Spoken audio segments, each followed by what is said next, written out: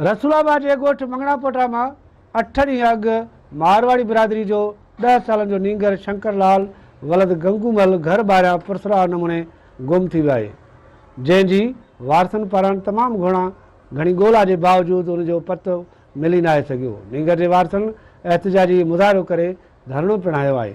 एहतजाज कंदड़ Sindh TV news सां ॻाल्हाईंदे चवनि था त मुझे बच्चो 9-10 ॾींहं थिया आहिनि, विञाए खे मुंहुं ॾिसी मुझे इलाही ॾींहं थिया आहिनि। मुंहिंजो भाणेजो राति ॾींहुं असांजी मानी हराम थी वई, केरु ॿाहिरि कोई तव्हां मदद कयो, तव्हां ॿुधो बा ॻोल्हे बीठा आहियूं बाबा, केरु अॼु ताईं असां 8-9-10 ॾींहं थी विया आहिनि, पर असांजे घर में सूरत हाल तव्हां ॾिसो था, सफ़ा अमड़े जे अॼु मरे सुभाणे मरे, सफ़ा बेहाल लॻी पई आहे। ज़रूरत उन ॻाल्हि जी आहे त पुलिस नींगर जे अगवा जे शक में गिरफ़्तार कयलनि खां पुछा गाछा करे गुम कयल नींगर खे वापसि कराए नींगर जे वारसनि में पकड़ियल बेचैनी खे दूर कयो वञे। कैमरामैन फयाज़ शेख सां गॾु गुलाम सिंह चांग, सिंध टीवी न्यूज़ हिंगोर जा।